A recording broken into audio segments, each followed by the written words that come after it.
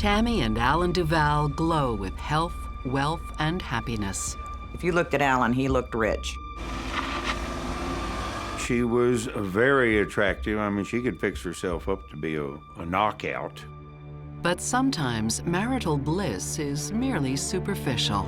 Said he was a drunk. His family's nothing but drunks. Like a lot of addicted people, she'd go right back to it again. Yes! Their relationship turns toxic. Screw you. You need to learn a bit of respect. And then ice cold. What I heard is there was a constant fight. Get off me! This was the healthiest dead person I think I'd ever seen. Love may be blind and marriage bliss, but divorce is murder.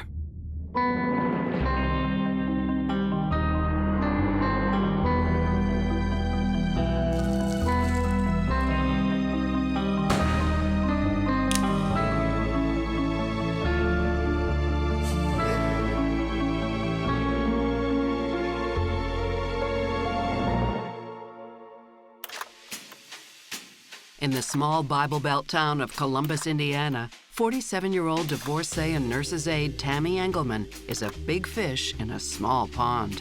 She was what they called, you know, a good catch, according to the people in the area. A looker, as they said. Tammy took very good care of herself. She always had makeup on, her hair done, dressed nice. Tammy may be a mother of 3 teenagers, but that doesn't mean she has to let herself go. I'd like a little off on the hip. Tammy had, from my understanding, been medically enhanced. And a lot on the lips. She'd had a breast enhancement, tummy tuck, and possibly some others. She had the flat belly. She had the nice, perfect boobs. She was very attractive. I mean, she could fix herself up to be a knockout. And Tammy's friend and co-worker, Jennifer Melton, thinks Tammy's not just sexy, she's also sweet. There was one Christmas that, I was a little short on money and my kids were younger, and she left like $300 there for my kids. Tammy just seemed like just a really great person, a really great friend. And this nurse's aide is very sociable, too. So you gentlemen are all doctors, right? I have a doctor joke for you. So the other day I went to go see my doctor and he examined me and told me I had acute appendicitis. And I said, gee, doc, but I only wanted medical help. Hey,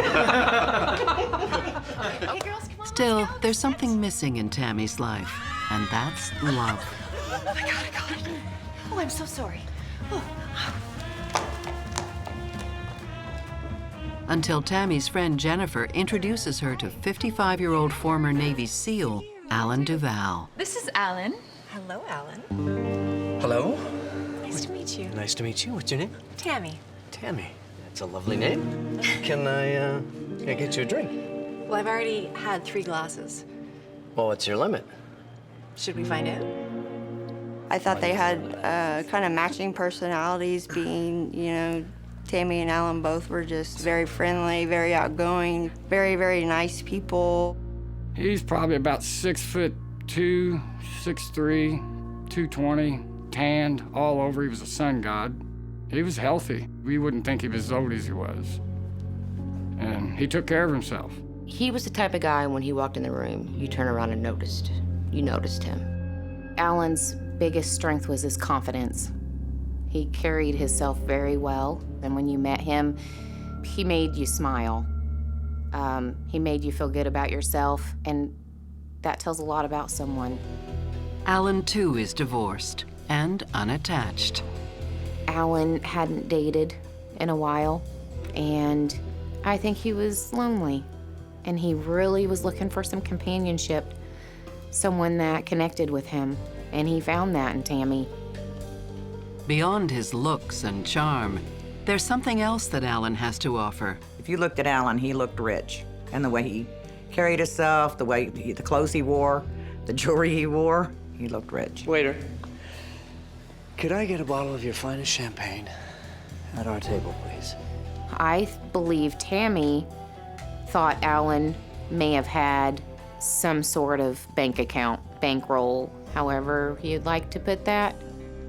By looking at him, you think he had a whole bunch of money, but he didn't. He was just like everybody else. In fact, Alan is juggling several jobs to maintain his lifestyle. After he got out of the Navy, he worked on the oil fields, I think out in Oklahoma or somewhere out west. He did landscaping. He had his own little landscaping business. He worked in the jewelry store. He was a manager of a jewelry store, so he had gold and everything on, wearing a suit and tie and all that stuff. A third job provides him with a place to sleep at night. He was still a maintenance guy at the Days Inn, so he got free room. He had it all. He had looks. He was a hard worker. He was confident. What more do you need? Before long, it seems all these newly minted lovers need is each other. You could see the glow in him. Everybody was really happy for him because they both seemed just really in love and very, very happy. So we were just all like, this is great. So great that Alan proposes to Tammy just weeks after meeting her. I guess he felt this is it, you know, because he found a woman that he loved, and he's going to be married to her, and he's going to be with her for the rest of his life.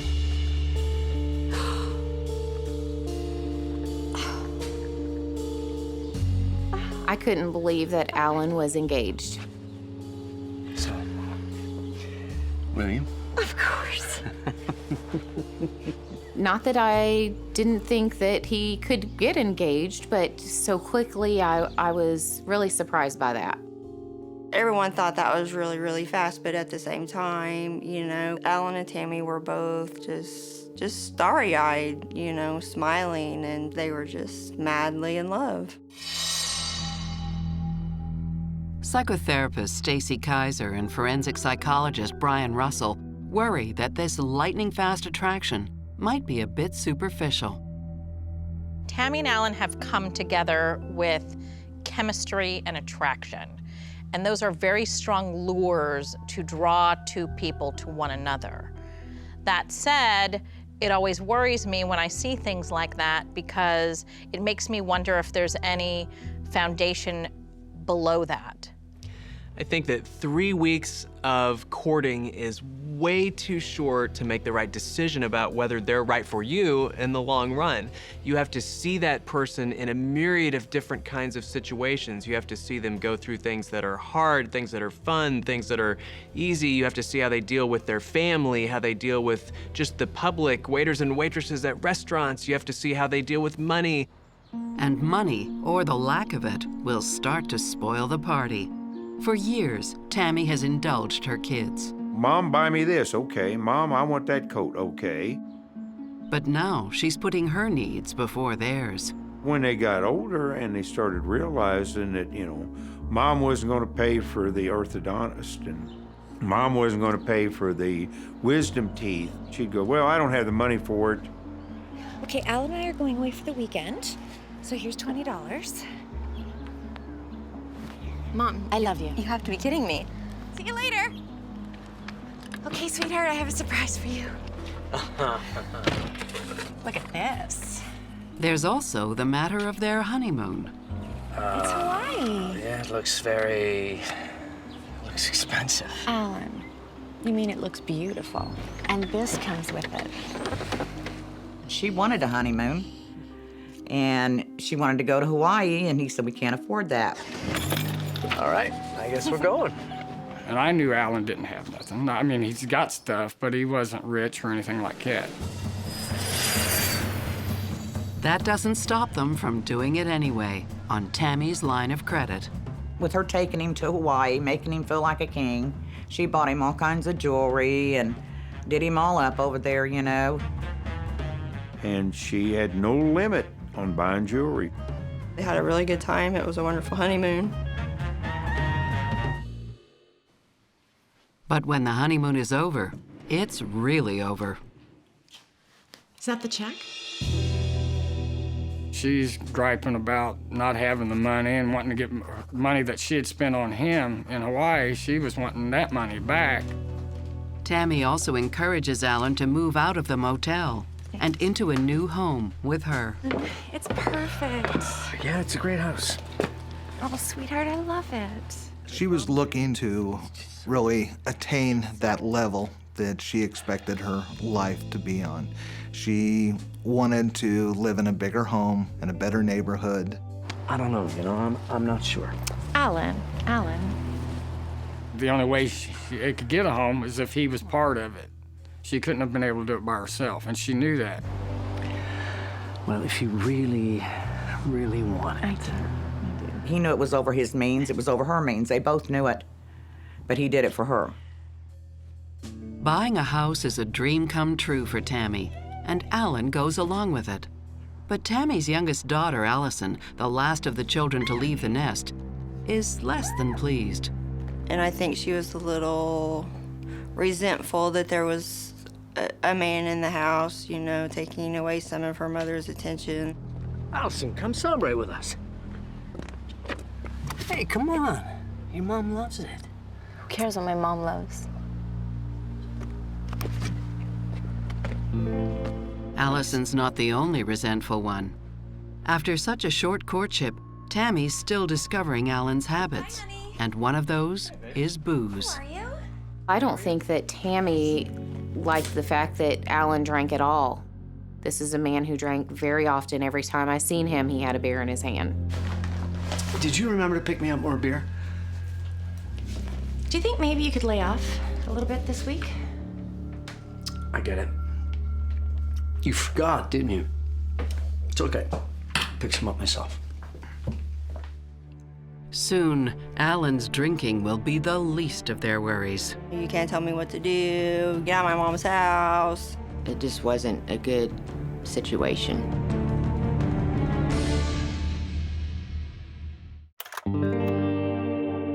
With deep tans, love of bling, and instant sexual chemistry, Tammy and Alan Vows seem like a perfect pair.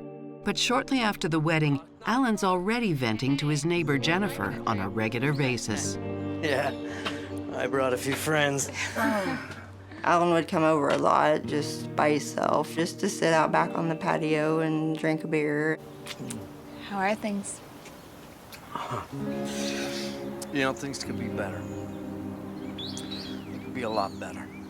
Alan would say different things. She'd go to work and not come home for hours, and he wouldn't know where she was. Jennifer's house becomes like Alan's second home. Thanks for asking. In the meantime, Tammy's got her own escape, the mall.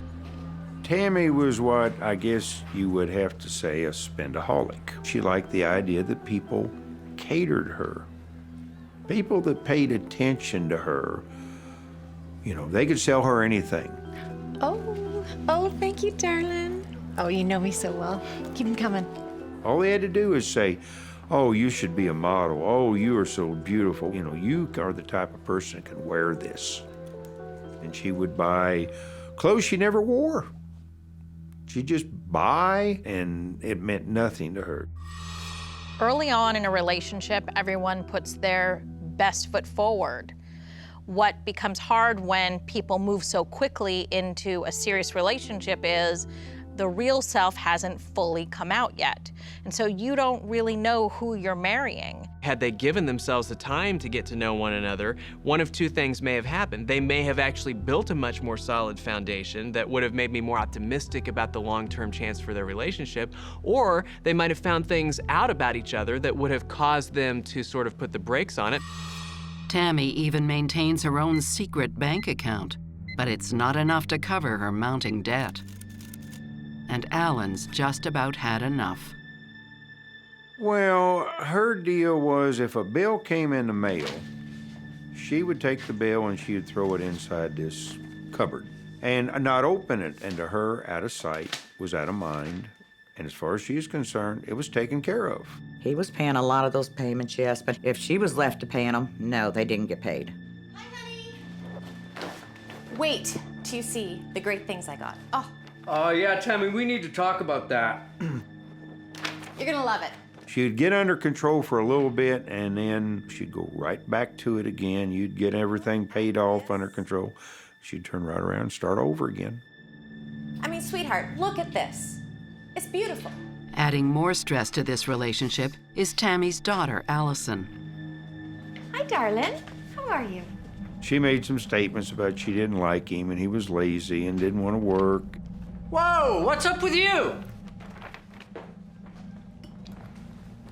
You know what?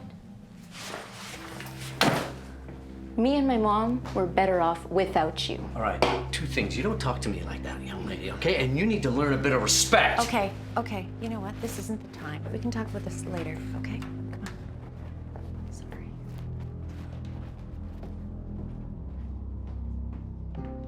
Just a year into the marriage, Alan and Tammy find that every small thing is a reason to start bickering. She had no right to criticize him for drinking. She drank too. She criticized his drinking, but it was all right for her to drink. Haven't you had enough, sweetie? Maybe after the first year or so, if I had to guesstimate, it seems like they were doing a lot more fighting than anything else. Yes, I will have the $18 chocolate souffle, please. No, she won't. We'll just take the bill, please. No, I will have two $18 chocolate souffles, please. Do you know what? Take this, and please ignore my obviously unbalanced wife. Screw you.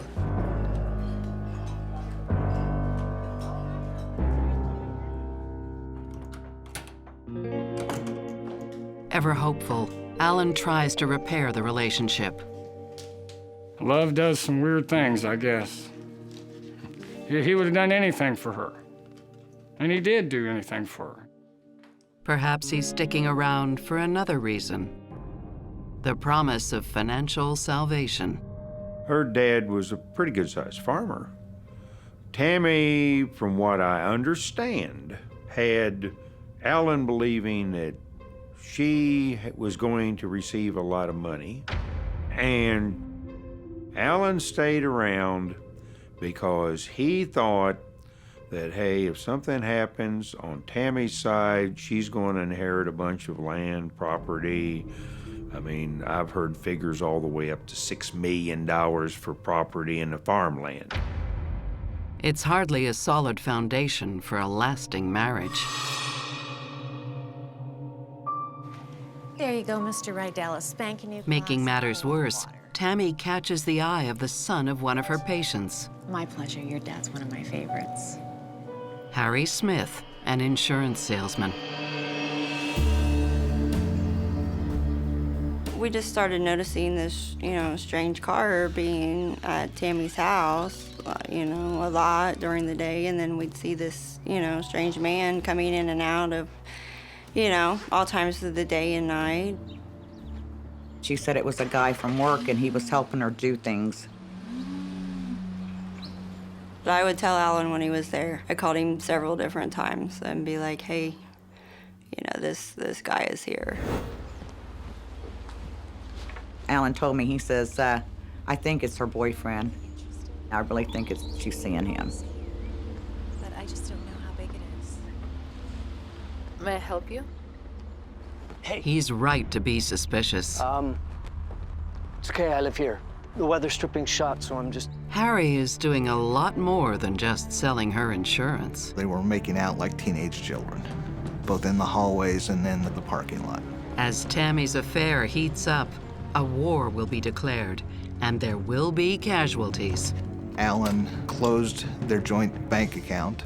She called the police and said that he was drunk and out of control. Tammy and Alan Duval marry months after they meet, but the honeymoon doesn't last for long. Soon, Alan's boozing harder than ever, and Tammy begins an affair with a local insurance agent. When Alan finds out, he hits Tammy where it hurts the most. Alan closed their joint bank account and opened a bank account solely in his name. Declined? Alan! He also lashes out at Tammy's daughter, Allison. Alan had been drinking. He came home, he was upset with Allison as she was studying for some final tests to complete her high school.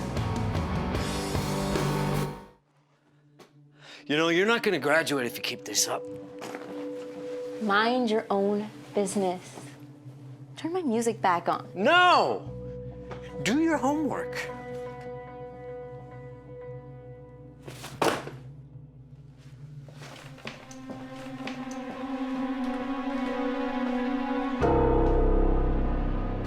Later that night, Tammy gets a phone call that chills her blood. Hello?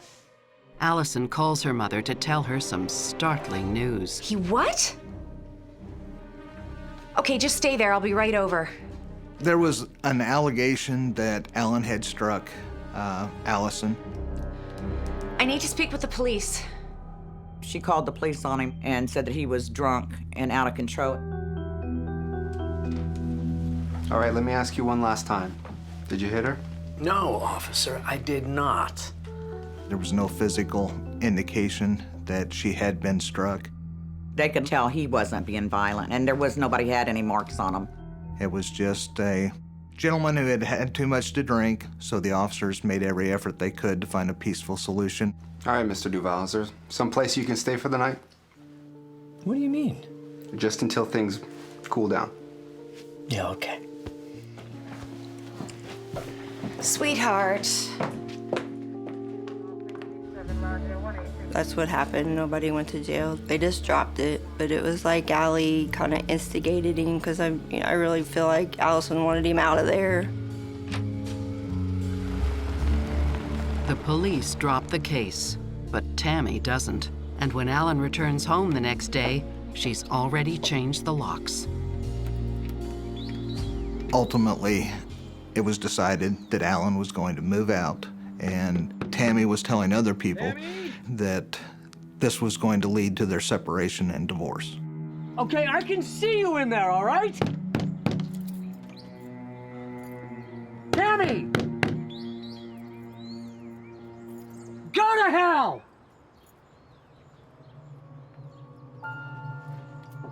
Tammy may have known that it's very unlikely that it was true, yet she used it as a pretext to get Alan out of the house because that's what she wanted anyway. It is literally a big, giant punishment for Alan. He closed the bank account, he's not behaving the way she wants, and he used to behave the way she wants. And so she is laying down the law by saying, if you're not going to do what I want, you're out of here. Basically, he said that they were separated and that he was staying down there with a friend of his. And I'm thinking, well, cool, they're not together no more. Within days of their second wedding anniversary, Alan and Tammy's marriage appears to be over.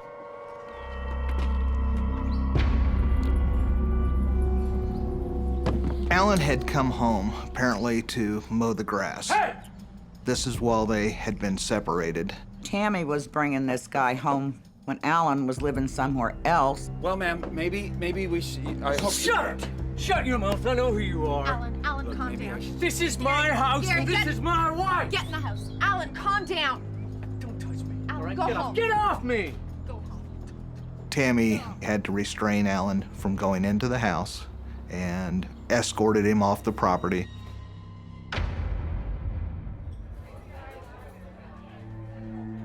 Despite staring Tammy's infidelity in the face, Alan has only one thing on his mind: repairing the relationship. Things can be different this time. He would meet her about once a week for dinner. He paid for her dinner and gave her money to help her pay her bills and stuff. Basically, he wanted to get back with her. He'd do anything to get back with her. I don't know, Alan. I just don't know. I listened to him, and if that's what you want to do, do it. I mean, you know, you're a grown man. Maybe that was his last chance at a relationship. I mean, we're not getting younger. I think that Alan truly loved Tammy, and when you love someone, it's hard to just cut that off. You can't cut that off. I'll get this. Do you want that souffle? We will have 2 souffles. To go, please. Thank you. 2 months later, there's a glimmer of hope. Did you enjoy that, sweetheart? Oh, it's delicious. Tammy needs Alan to come and sign some paperwork concerning the joint mortgage, and he comes running. Just need to sign right there. Anything for you? You know, I've been thinking maybe once Allison goes to college, you could move back in. Alan was excited. He was looking forward to going home. I would like that very much. He was looking forward to be back with his wife. He was looking forward to rekindling their marriage and the relationship.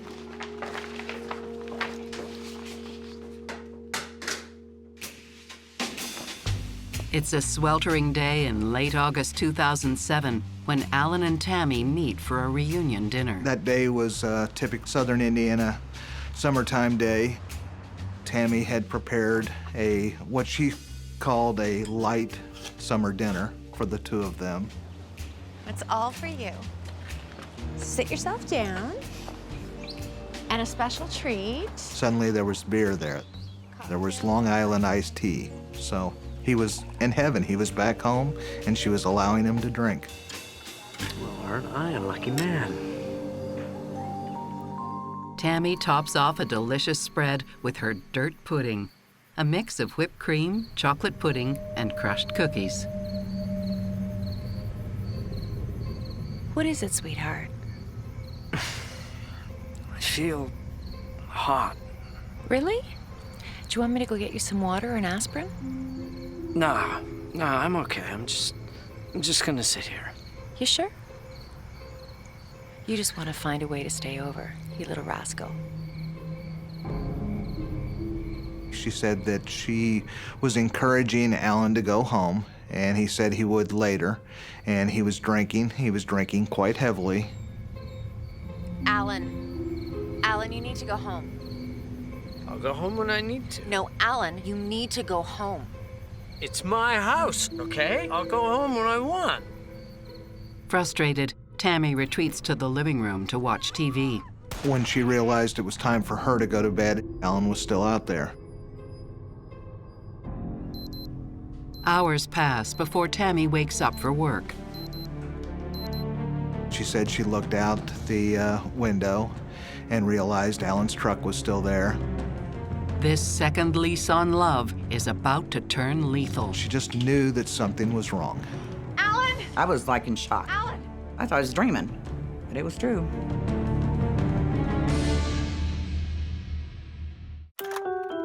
After money troubles, family tension, infidelity, and addiction, Alan and Tammy Duval are trying to patch up their 2-year marriage. But a reunion dinner ends with Alan in a drunken stupor. Alan, you're still here? Alan, get up. You have to go to work. Alan! And he's still there, passed out, the next morning. And Alan was still there, asleep. She woke him up, told him that he needed to go home, get rest, get ready for work. Geez, Alan, get it together.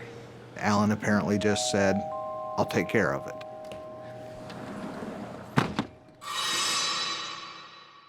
Hours later, Tammy returns to give Alan the boot. Only his condition is much worse than before. Alan! Alan was unresponsive.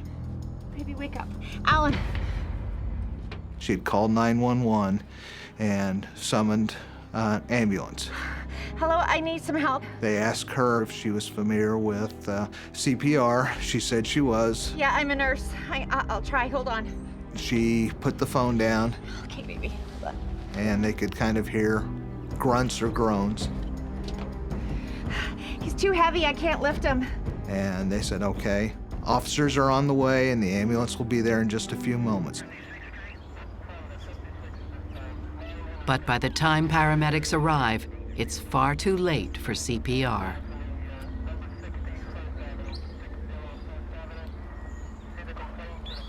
I'm sorry, ma'am, but your husband's dead.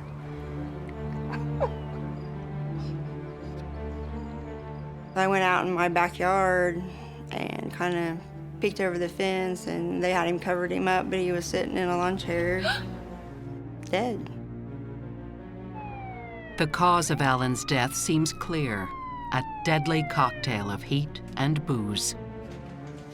the death had been investigated by our department and was ruled that it was due to heat exhaustion, alcohol consumption. I think it was higher than 0.25% blood alcohol, which in state of Indiana now, that's 3 times the level that you would be arrested for driving under the influence. News of Alan's death spreads fast.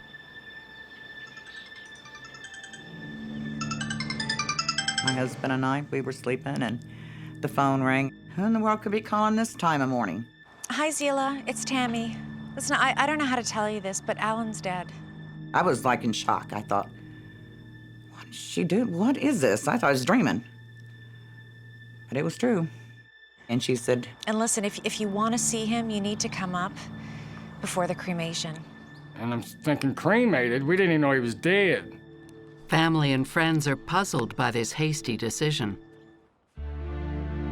Alan wanted a military service at his funeral. He was proud of the time he served, and that's what he asked for. That's what he wanted. I told her I was pretty sure that Alan did not want to be cremated. And she said, well, I'm his wife. For Alan's loved ones, it's the ultimate slap in the face. They bring him out, he's on a gurney, like in a hospital, with one of them things behind his neck, holding his head up straight. Alan had no clothes on. He had no jewelry, nothing. He was stripped down to his bare skin. And Tammy told them that his clothes was an expense she couldn't afford. And that just tore my parents up.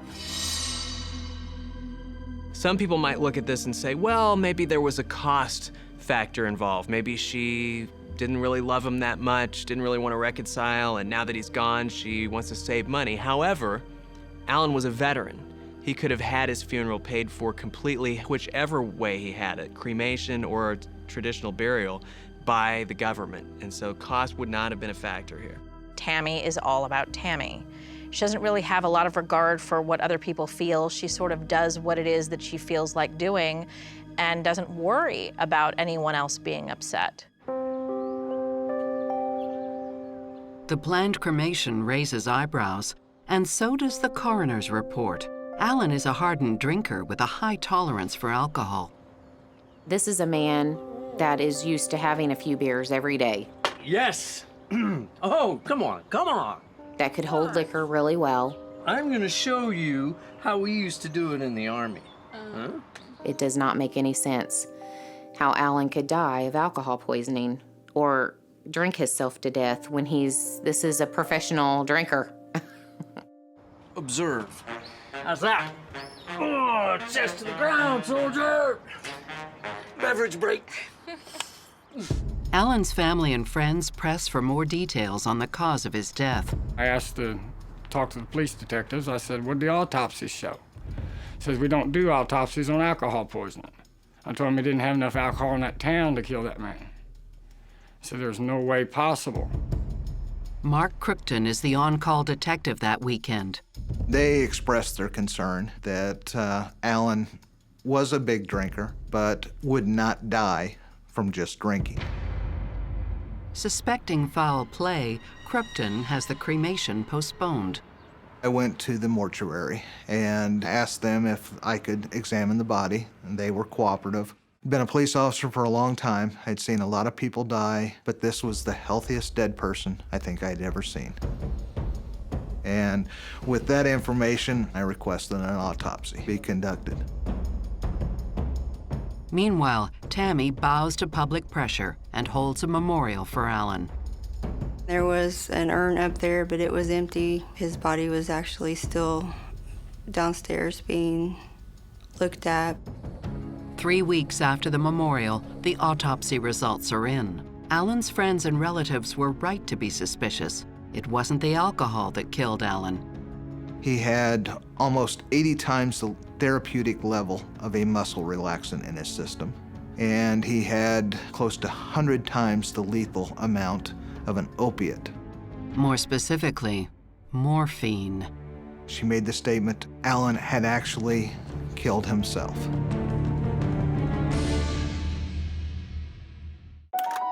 After an autopsy reveals a lethal dose of morphine in Alan Duvall's system, his wife Tammy comes clean and admits that Alan's death was no accident. And at that point, she made the statement Alan had actually killed himself. Alan, are you never gonna change? Tammy says Alan was depressed about their relationship on the evening he died. Tammy! So depressed, he was driven to suicide. If I can't have you, I don't want to go on. He had lifted this bottle and then poured it down his throat. Jesus. Is everything a joke to you? Tammy says she didn't believe Alan was serious, and she turned in for the night. When she realizes that Alan has killed himself, she cleans up the traces of his suicide before calling the cops, in the hope of preserving his dignity. There was some vomitus or red frothy blood that she said that she had cleaned up off his face so that we would not see that he had suffered an overdose, and that she had disposed of the bottle. Alan, what have you done?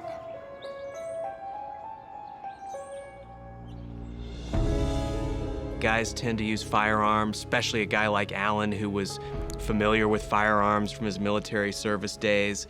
Morphine is not very accessible. I guess if he were going to poison himself as a guy, he probably would have done it with lots of other substances before morphine.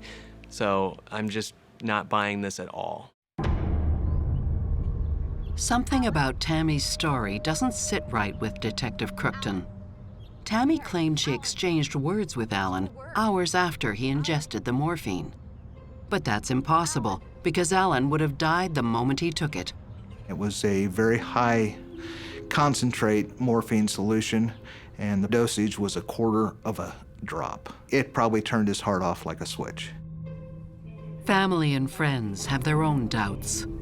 I called, I know my stepdad called, my mom called, with basically just the same, you know, you need to really look into this because there's no way he done this to himself. This was not a suicide. And there's another voice that adds to the rising chorus of suspicion. Tammy's eldest daughter, Caitlin.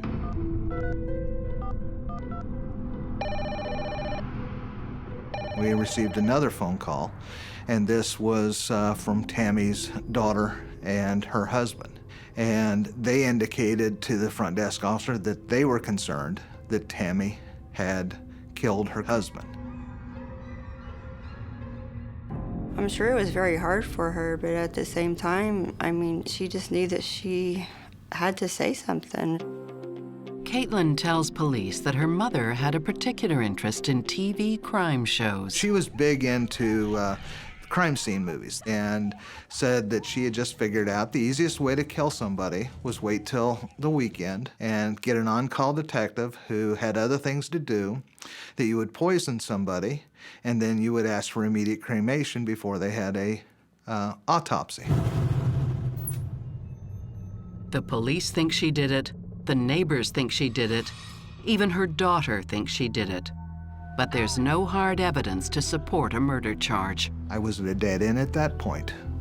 Couldn't go any further with it because I didn't know where the morphine came from.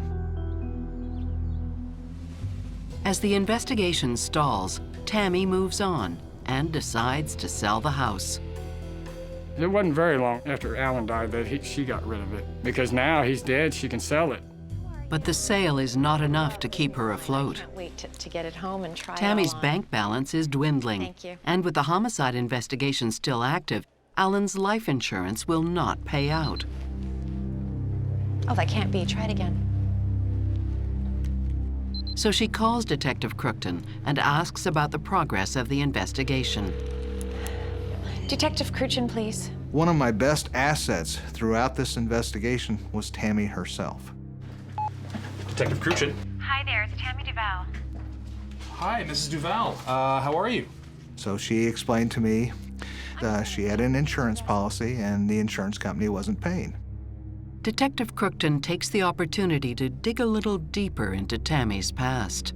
We needed a bit more information. Could you tell us where you've been working lately? Yes, I just started a new job at a new residence. At this point, through her licensing, had found quite a few different places that she had worked at. She gave me another place that I was not aware of. You know what? Don't worry about it. I'll leave it. So with this information, I went to there and I asked them, tell me what kind of employee that Tammy was. Said, well, the last time that Tammy worked for us, we had some medication missing. An actual registered nurse was taking care of a hospice patient. And this patient was to receive a quarter of 1 drop of medication orally. The nurse had told me that he and Tammy were sharing care of this patient, and he was called away from an emergency in another room. And that's when the bottle of morphine disappears.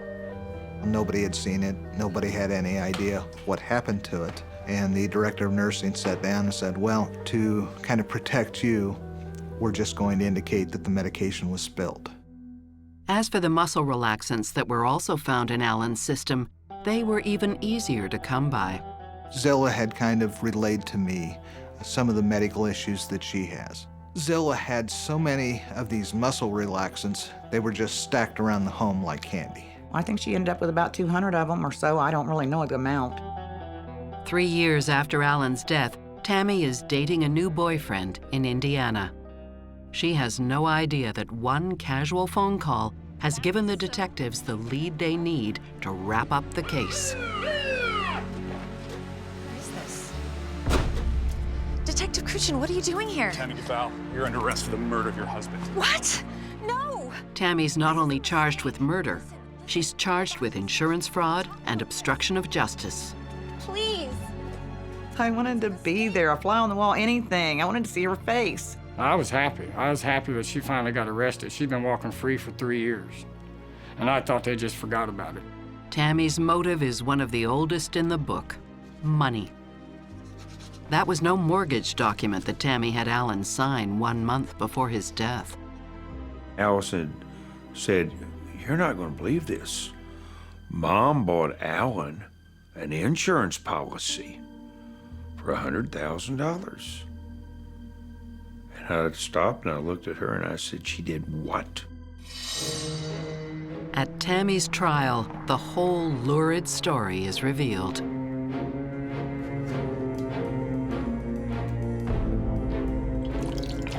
She mixed the muscle relaxers in the Long Island iced tea, which is lemonade and all that, and then did the morphine in the dirt pudding, which is Oreo cookies and all this. It made it to where you couldn't taste it.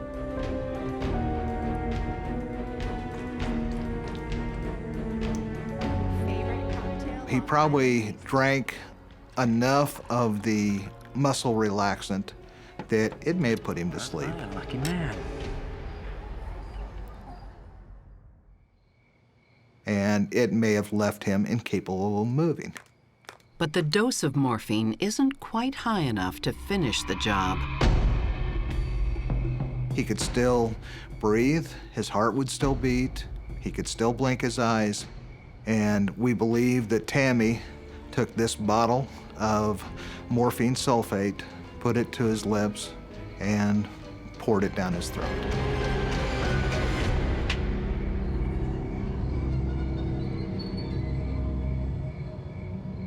He was dead before she took it away from his mouth.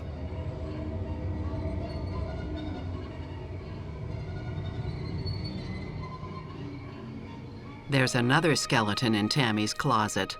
Although prosecutors don't have enough evidence to prove it, a witness comes forward to testify that Tammy may have tried to kill before.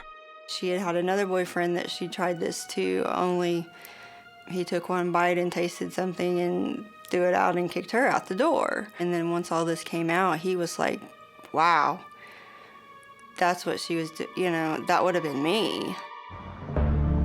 On April 20th, 2011, after a 16-day trial, a jury serves Tammy her just dessert. She's found guilty of insurance fraud, obstruction of justice, and murder. It's not like CSI. It doesn't get done in 30 minutes. It's a process. We have to dot all our I's and cross all our T's. We only get one shot. And I just thank God for all the phone calls that went into the police station, or she would have gotten away with it. I've seen the system break down so many times, and people that should get convicted just walk away with it, but the system worked. Tammy believed that she had created the perfect crime, and she actually thought she got away with it, and she did for a really, really long time. What she didn't take into account was all of the holes that she had left behind, all of the patterns. Most sociopathic people overestimate just how brilliant they are and how many I's they've dotted and T's they've crossed and just how perfect their crimes are. Thank God, because if they really were as smart as they think they are, we'd have a lot more unsolved cases. Tammy Duval is sentenced to 60.5 years in prison. I think we felt his life was worth a little more than that. But in 30 years, it'll be a new life when she gets out. It's going to be way different than what she's used to. But life will never be the same for all those who loved Alan. I just miss the fact that he's not here and he's not able to go on with his life and be alive. He had so much life. He was just a sweetheart, and I miss that. He was a part of me. It was just, I loved him so much.